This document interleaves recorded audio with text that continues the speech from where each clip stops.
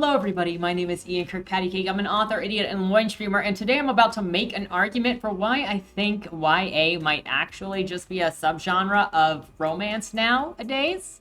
Now, I know that's not what it originally was, and I know that YA stands for young adult, but I don't think that YA is servicing young adults so much as it is middle-aged women who like to live through youth.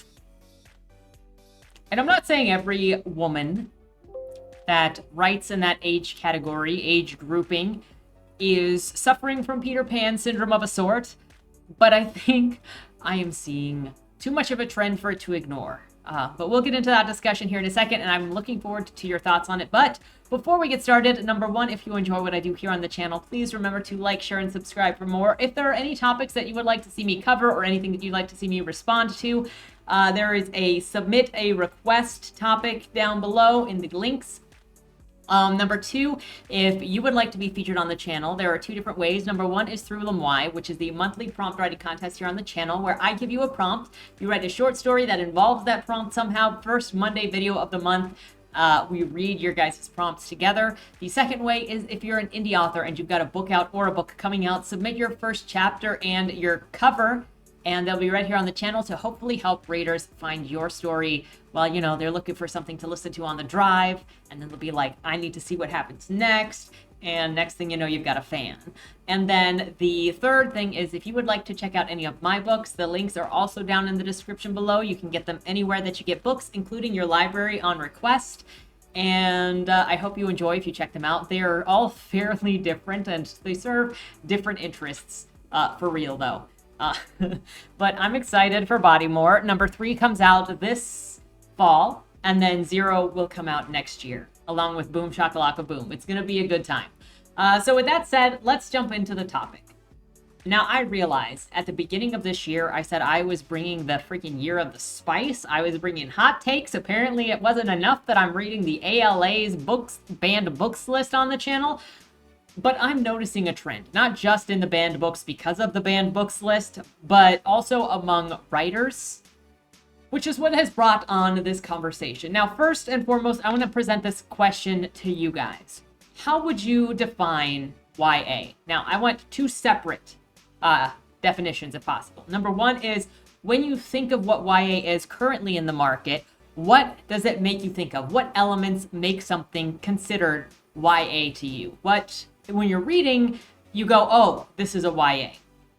Or what do you expect to find when you go to the YA section of a bookstore? Then, number two, what elements do you personally think are actually targeted towards or key to writing YA fiction? So when I think about YA, if I really, really get down to it, as far as I'm aware, the genre YA really only came about with Harry Potter and then was solidified with Twilight. Before that, people, children, teens, whatever, read within the genres, and then you could find where the correct fiction was within those genres. Like, you could read a mystery and it didn't have to be a YA mystery. You could find stuff that appealed to teenagers and was appropriate for teenagers without having a whole YA section. Now, when I think of Twilight and Harry Potter and even the Hunger Games, which was also something of a YA, what I see are teenager protagonists or young adult protagonists, you know, between the ages of 12 and 18, that you actually get to watch grow up. They start at different ages, okay, obviously, because like Bella was what, like 17, 18, and Katniss was 17, 18, and then Harry Potter was like 12 or 13. And so you start at different phases. But what they all have in common is that it's a coming of age story, and you're growing with this character as they go to the next phase of life. So Katniss is dealing with the Hunger Games and then is ascending to adulthood and then going into the Revolution. You've got Bella, who is going through her high school romance, who eventually finds her husband, who builds a family, even though, you know, you've got the vampire war thing going on. And then Harry Potter, you literally have going from 13 all the way through adulthood, getting up to adulthood and becoming his own man. And so I can associate that coming of age, that growing up, that finding your place with a YA novel. That's what I think of with that YA style story, because that's what the meaning is. And an adult book, even for a young adult, like if you're going 20 or 18 to like 25, where you're trying to find where you fit in during college or after college and you go into the workforce, I think you can still have it coming of age in that, but it's a different coming of age and you're dealing with different issues and different ways that you relate to other people. So for me, it's that journey from childhood or from adolescence to your position as an adult and the relationships around you. That is one way to define a YA for me, realistically. It's not the only way though, because just as there is with any genre, there's not one single thing that makes a story into a YA. But we all know that there is something about YA that makes it feel YA, which is why when we were reading like The Cyborg Tinkerer by Meg Latour, and it's sold as an adult novel, we'll read it and we'll go, this feels a little more immature than an adult novel. What about The Cyborg Tinkerer makes it feel immature? Now, what's the difference also between an adult novel with an immature narrator and a YA novel? Can you think of that either? Or when you're reading ACOTAR, and ACOTAR is, or was, sold as a YA novel when it's clearly not a YA novel. It has nothing to do with YA. The only thing that it actually has to do with YA is if you go with current YA trends, and the idea that YA is a trend-chasing and trope-chasing genre that has nothing actually to do with age groups except for the age of the protagonist, which is usually between ages 15 and 19 at this point. But it just chases the popular tropes of the time. And at this moment, it is fairies. And this is actually what made me want to talk about this topic, because I ran across this book earlier this week called These Hollow Vows by Lexi Ryan. And it is from New York Times bestselling author Lexi Ryan. Cruel Prince meets the Court of Thorn and Roses in this sexy, action-packed fantasy about a girl who is caught between two treacherous fairy courts and their dangerous, seductive princes. Now, I don't think sexy, action-packed has any business being in something relating to young adult and young adult fantasy. And so this is where I'm going to start arguing that YA is actually just a subgenre of romance, and it is more and more just becoming taken over by romance authors, which is why there keeps being so much sexually explicit content in what are YA novels. Now, what extra got me, if you have been around this channel when I talked about Guns and Smoke or Lace and Leather, which is the second novel in that series, check out those book reviews if you're interested in what those are. One of the authors of that book series, because it was written by two authors, one of them also wrote a YA novel. So we got Guns and Smoke, and right next to, in the same backlog as Guns and Smoke, which is an adult erotica, you've also got Songs of Autumn, which has a similar cover style, where it's an object, it's these phraseology, it's special, and this looks like a YA. Now there's really no way, I think, to tell the difference between this being a YA and whether or not this is a YA, because it's got the same sort of setup. It's by the same author, and often people will buy out the backlog of the person whom they are reading, which is often why there has been the practice of separating your erotica from your children's literature or from your YA literature, so you don't expose people to those very different things. You don't want a backlog of kidlit right next to erotica. That's just not appropriate. And somebody that's going to look for these kidlit books doesn't want to find the erotica. But this is not a single event happening. That's what brings me back to These Hollow Lies. Ryan Lexi is a best-selling author of erotica who jumped into the ring of YA. Now, why YA? Well, as far as I'm concerned, at the moment, my guess is because romance is the top-selling genre. Like, if you want to make money, you go and make romance and erotica books. That's just how it is. Everybody knows it. You spam out the romance novels, the erotica novels, especially in some kind of niche, and then people buy out your backlog, and that's how a lot of people make money. The hot, the sexy, the specific, the weird. Even just look at Chuck Tingle, who does weird erotica. If you find a niche and you just spam it, you will find some level of success. YA is the second most popular selling genre, and it is also just as popular among young women. If we look at this article, published December 2017, it reported, this is 7 years ago, approximately 55% of today's YA readers are adults. So that is 7 years ago. How many more adults are reading YA novels now, as opposed to in 2017 or 2015, whenever that poll was taken. So there is a lot of money to be had here, especially when the agents and the authors for most of these YA romance novels are also the target demographic to them. I do not believe that modern day YA novels are serving the population in which it is believed that they were written for or to.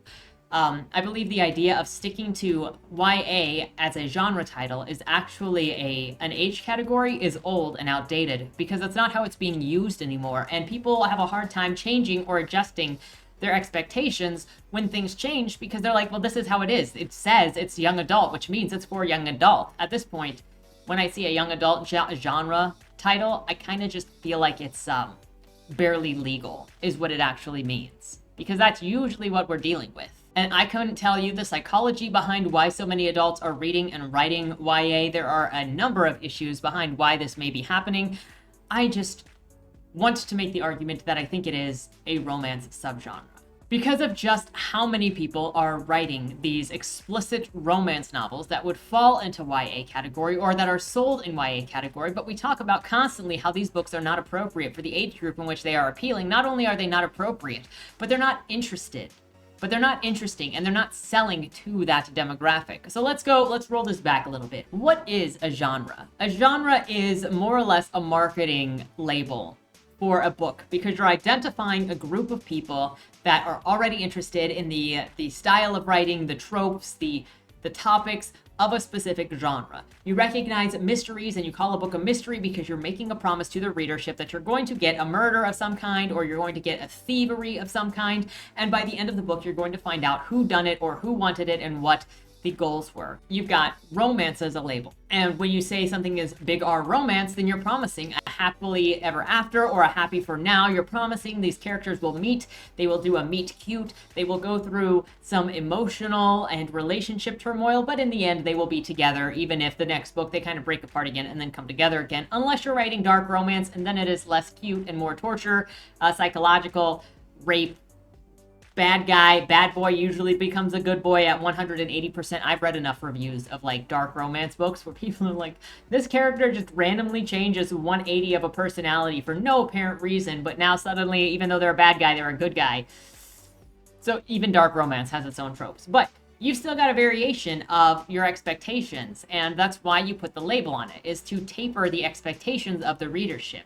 I've talked about this before with Bodymore specifically being difficult, because technically it's fantasy, but technically it's also magical realism, and many of the readers who have expectations for fantasy expect the big picture fantasy, the epic fantasy, the high fantasy, the extensive world building fantasy, and not necessarily the tropes or writing styles that come along with literary fiction, and magical realism would fall into literary fiction. However, many readers are also not prepared for the magical elements that go with magical realism when they're reading literary fiction, because they just expect realism. So it becomes difficult, because when you're putting that label on stuff, you're telling people, you're trying to court a specific readership that are looking for specific tropes. Bodymore is also difficult because some people would consider it horror, while I've also had some people not consider it horror. The same thing happens with Dead End Drive and with Boom Boom Boom, where people will expect certain things for satire and not realize maybe there are different types of satire. So then you court somebody with the satire, and then they're like, I'm not laughing out loud, but you don't have to laugh out loud for satire. American Psycho is satire that you're not necessarily going to laugh out loud in. Gulliver's Travels, there's satire. There's just 1984 is satire, but people don't necessarily think of all of these variations. Anyway, a genre category is specifically for recognizing there's this group of people that will buy this book that are interested in these genres. So if YA is appealing to majority adults, majority adult women, majority of women who are in the same demographic as the romance genre, would it not be fair to recognize YA as a subcategory of the romance genre because of the way that it is written, because of what people are going to it for, the majority of people are going to it for, and because the demographic that it initially appealed to just don't have an interest in that anymore, because it's not being written for their interests, it's not being written for their issues, and instead it is being written as an extension of younger woman romance, fantasy, girl boss, bad boy stuff. Is that making sense? So I've been trying to, this is difficult. I've been trying to get people's ideas on what they believe makes a YA novel a YA novel. What elements do it? And I've had a very difficult time, and I know that UBC at the Unwanted Book Club has also done videos on YA, and what is the YA addiction? And there are a couple of things that I think make this difficult to really define. Number one, obviously, the target audience for YA novels is no longer young adults. It is women between the ages of 20 and 40. That's just how it is, and there are the stats to back that up with the sales of the book. But when I try to ask this question, it always seems to elude, like the answer seems to elude whoever is being asked. It's either, here are a bunch of tropes, stuff like the dystopian world, lost royalty, all-powerful girl boss character, or like Dalen, which is also just an all-powerful, gets all the powers character. There's a mentor, token diversity, brooding love interest, villain redemption, secret past. Where are the adults? Amnesia, multicolored eyes, the gullible martyr, clumsy protagonist, found family, cliffhanger, the chosen one, trilogy, forbidden romance, love at first sight, a secret rebellion, the love triangle, sudden superpowers, a training montage, love cures all. And it doesn't mean that if you use any of these tropes that it is obvious you're writing a romance, because any of these tropes can be in any genre. But there are specific things that people associate with YA. And so I'm trying to get to the bottom of it. Is it the sexualized teenagers or the sexualized 19-year-old? Is it the love triangles and the dystopia? What exactly is it? And nobody seems to really be able to give an answer, which is why I'm asking you guys. According to The Atlantic, really quickly, there's this in this article, why so many adults are reading YA literature. These books are about coming of age, and we're still coming of age too, which just speaks to an adulthood that doesn't feel fully reached. That's specifically a millennial problem if we recognize social trends. The intensity of the first time, which is often why you also constantly see first-time introductions, first-time romances, or in the case of like a lot of second books, where it is an amnesia, so you get to do the first time again. Or, you know, His Name Was Augustine, where you get to have your virginity taken like 6 times because you just keep sending your body back so your hymen is back. That's not how that works, but okay. It's not about escape. In the world of young adult academia, Zimmerman says professors often argue that adults read YA to escape, YA fiction to escape. That's probably because so much young adult literature overlaps with the genre fiction, plot-driven books that fall into one specific genre. The YA books that have been popular with adults are dark and serious and hard. I think you mean angsty, like not just dark and mysterious and hard. There's a certain way to cover topics, and I think that's part of what makes something feel YA, but I'm not entirely sure. I'm not even sure how to classify it, honestly, which is one of the reasons I'm starting to get to the point where I don't really see YA anymore, because I also see people dismissing YA as like, oh, this isn't as,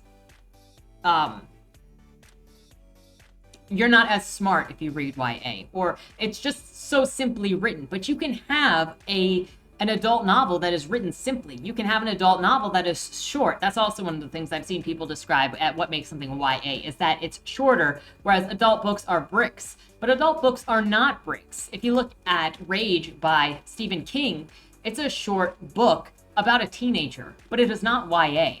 So what makes something YA? And he's kind of broody, but that's also because he's a school shooter of sorts.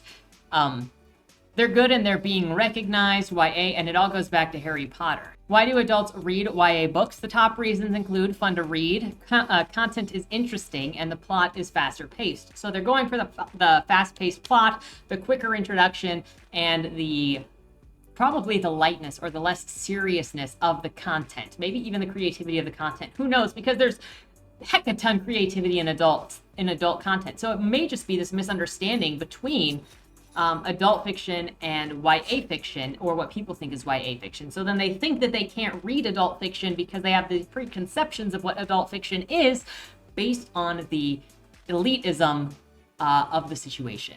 All right, I have 2 more articles that I want to go over with you. One here is The Brief History of Young Adult Fiction, and let me assure you, it is very brief. It is not as thorough as I would have liked to be like, let's talk about this thing. But maybe it'll help give some more context to the discussion of what do you consider YA? How do you consider what elements do you consider appropriate for YA? Or also, what actually defines YA, the genre, for you? So we're going to look into this with the brief history of young adult. Before there was such a thing as YA, librarians struggled not just to define a genre, but to figure out how to get books in the hands of young readers. I would also like to highlight this here, because when a majority of the readership of YA is adults, then you're not getting books into the hands of those young readers anymore. So is this actually a genre for teenagers, or has that changed? That is the defining question of what is YA even. So Ellen Conford, who died on March 22nd, this was published in 2015, was one of the pioneering writers of what was a nascent literary movement, young adult fiction. In honor of her life and work, here's a look at YA before it was YA, a time when librarians struggled not just to define a genre, but to figure out how to get a book about young readers in the hands of young readers. Though young adult literature has arguably existed since at least Laura Ingalls Wilder's Little House series, which was published in the 1930s, teachers and librarians were slow to accept books for teenagers as a genre. Today, many librarians are acting like frightened ostriches, Mary Kinsbury complained in 1971. Afraid of parental criticism and the threat of concerned administrators, she claimed librarians were turning away from a tide of literature about and for young adults. Librarians may never span the generation gap, she predicted, but by sensitive book selection, they can demonstrate an awareness of the particular hangups being lived through by young people.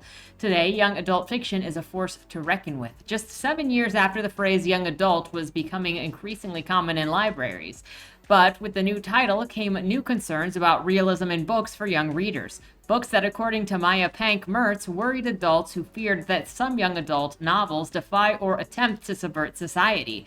Mertz, on the other hand, defended the trend of new realism in young adult novels, looking at books like S.E. Hinton's The Outsider and challenging librarians to develop students who can critically examine our culture's covert as well as overt assumptions. By 1980, critics were already looking for some kind of canon of young adult novel, noting that the genre had begun to tackle subjects of real depth. Linda Bachelder and colleagues nominated 17 books, including Robert Coromir's The Chocolate War and Judy Blume's Are You There, God? It's Me, Margaret, as classics of the genre. By comparing young adult novels to books by classic authors like Faulkner and Dickens, Bachelder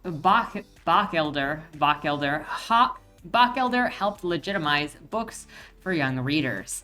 Another decade led to even more legitimacy for young adult books. In her 1989 essay, Laughing With or Laughing At the Young Adult Romance, Brenda O'Daly noted that young adult literature was extremely popular with its intended audience, but that adult critics made the mistake of assuming it was all the same.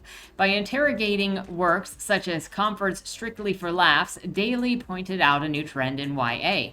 Books that explore territory of female imagination. I wish that it would describe what this even means, because this is the end of the article and there's not a description of what the territory of female imagination is. An act of inclusive portrayals of teenagers. This doesn't mean anything. Maybe we should look up what Strictly for Laughs means. But also this is just sounding so sketchy. If this is one of your top articles about the brief history of YA, it was specifically to subvert teenagers. Am I crazy? Is that what it's saying? Today, young adult fiction is a force to reckon with. Books for children and young adults gained 22.4% in sales in 2014, and a whopping 55% of YA novels are now purchased by adults. The genre's road to legitimacy has been a rocky one, but we can thank pioneers like Ellen Crawford for blazing a trail for YA. But did it? If majority of your readers are adults, you're not really... It's not a genre that's getting books into teenagers' hands. And also, I have to question not just the legitimacy, but the necessity of something that says YA for this age group. if you didn't even need that until like 30 years ago, and then suddenly they were writing very specific, very explicit content for a very specific purpose. I'm almost wondering, like, is YA even necessary, period? Or is it actually holding readers back, thinking that they have to be reading in this group of things instead of having a wider range? Like, you could go read Agatha Christie if you're in high school. You could go and read Tolkien or Brandon Sanderson or whoever if you are in middle school or high school, right? You don't have to be confined to this YA genre, which is just feeling more and more like barely legal fiction for adult women. Or super sketchy things that are just constantly pushing the line on how explicit to be to children. In some cases, they're not even barely legal. In some cases, they are like Jack of Hearts, where he is 17. Amateur comedian Joey Morano sees her chance for a big break when her old friend Peter Stillman becomes a disc jockey, but Peter is more interested in giving the beautiful Dinah Smith a chance to sing. There's really not a lot on here, is there? Finally, I have this one article to go over 3 key differences between YA fiction and adult fiction that I just want to use to that help springboard discussion. We've covered how to master conflict and what mistakes to avoid when writing young adult fiction. Let's look at those really quick. Writing inauthentic dialogue, relying on your own experiences, overdoing it with the slang, writing quotable dialogue, using cliches, especially in romance, insta-love, love triangle, dumbing down the language, writing to trends, which this is pretty much, it says don't do this. This is pretty much almost entirely what the YA genre is right now. And proselytizing. YA readers will instantly be able to tell if you're pushing hard to deliver some sort of message through the story. Except this is also what so many stories are doing. Even ACOTAR did this. I mean, ACOTAR did it less. A Court of Mist and Fury did it worse with freaking Rysand empowering Feyre and everybody yelling at everybody else to respect Feyre. Let's see what conflict in YA fiction is. Most people remember their teenage years as a time of rife with conflict, both internal and external, small and large scale. As young adult, change is afoot in every aspect of life. Bodies, mind, emotions, and social situations are in a constant state of flux, so conflict in one form or another. Fortunately, this turbulent and emotionally charged period of life can make some great reading. Characters in YA fiction are always young people themselves, so the universal conflict of youth inspire the genre's stories and connect the characters. In order to engage with your audience as a YA author, you'll need to write plenty of conflict. Focus on themes of identity. Identity and sense of self are hugely important themes in YA literature, as every writer and reader knows firsthand adolescence is a time of self-discovery. Number 2, ensure there are decisions to be made. Decision-making is a defining aspect of the transition between youth and adulthood. Like adolescence in the real world, your character should tread that fine line between dependence and independence, learning how to forge their own way in the world with less and less guidance from those older and wiser. Create turning points for your character. Explore feelings of oppression, rebellion, and misunderstanding. This might be why it's so popular to do like dystopia. No, it even mentions fantasy, for example, dystopian sci-fi. So if this is how to write conflicts for YA, then all of these stories that have these teenagers that just kind of, or, you know, like Feyre, not a teenager, but 19. Well, I guess she's a teenager because she's 19. All these stories that just have a character where things are happening to them is not making the character make a decision. Though you could argue that Feyre made a decision when she was sent away, and then she came back to go find Tamlin. There's a discussion to be had. That's why we're looking at this. I want to know your guys' thoughts. So, 3 key differences. Let's see what they think the 3 key differences are. The age of the protagonist. It's usually between 15 and 19. The voice. Another key distinction of young adult and adult fiction is found in the voice, bearing in mind that YA fiction will almost always be authored by adults, while written YA stories nonetheless have an authentic voice that rings true to the young adult experience. This voice establishes itself in a way primarily through the concerns, motivations, and inner thoughts of the protagonist, and through the style in which a story is being told or written. The teenager has different priorities, worries, and thoughts than an adult, and this comes across in YA. This goes some way toward explaining the prominence of certain tropes, like love triangles, and the prevalence of certain themes, self-discovery and friendship, in YA. These are all typically young adult experiences, things teenagers tend to focus on more than adults. YA and adult fiction explore different sets of concerns, neither one of which is more or less important than the other. A book's style, which goes hand in hand with its voice, also goes some way towards its categorization. In YA fiction, for example, a sense of immediacy and in-the-moment storytelling is favored, often delivered through close third-person or first-person point of view and or present-tense prose.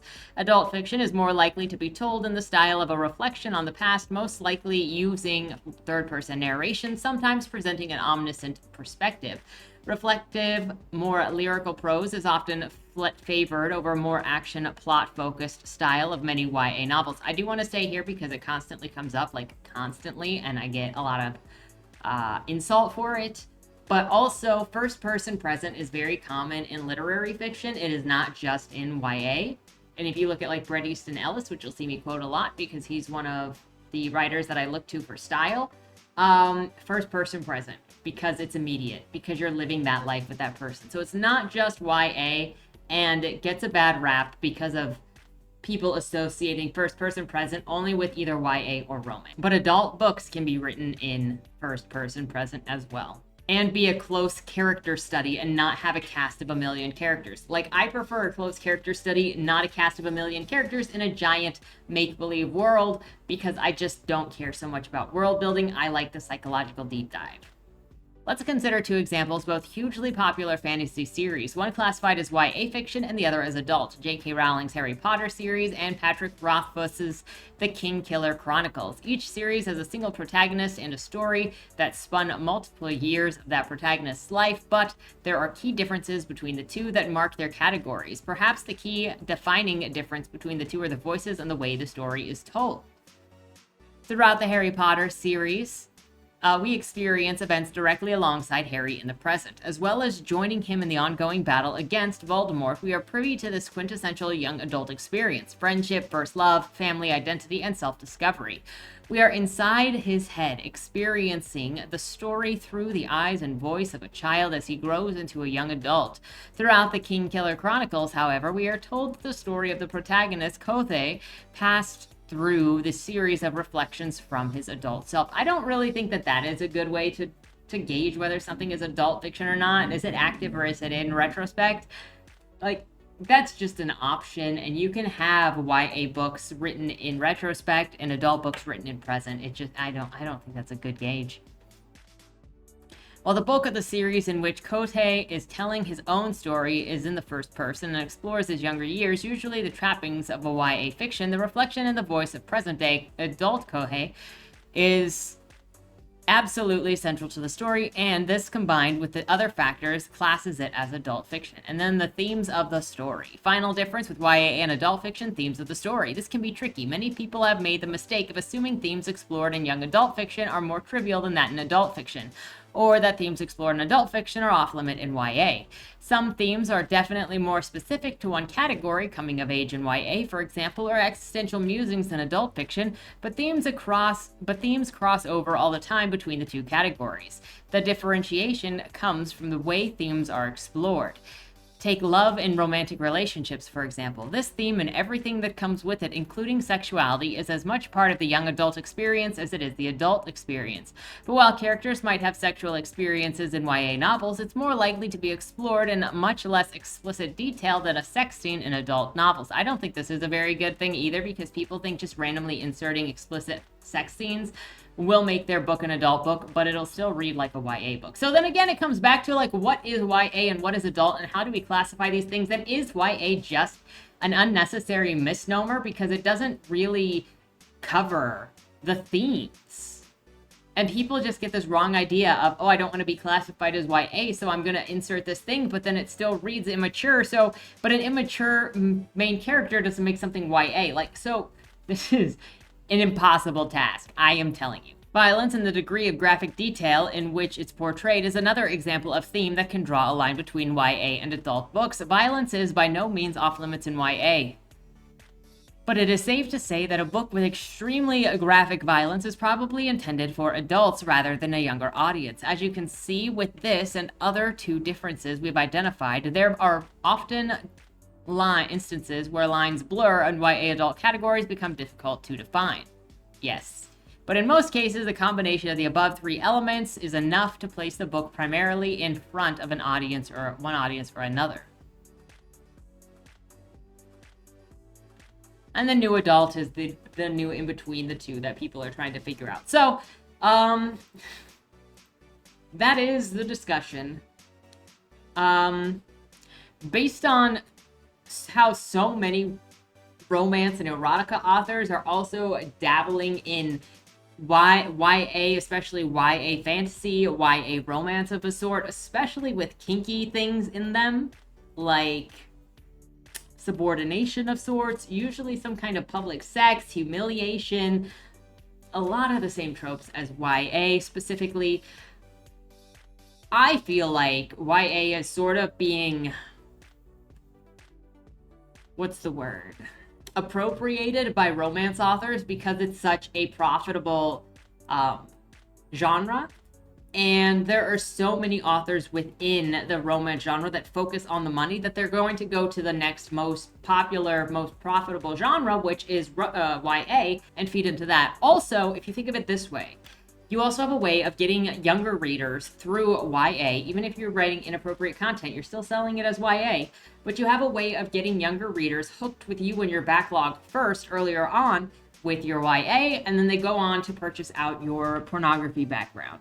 So that is also an aspect of what's happening here, that I can see at least. So let me know what your thoughts are in the comments down below. Do you think that YA authors should have their YA books separate from their erotica, or do you think it's fine to have those in the same backlog?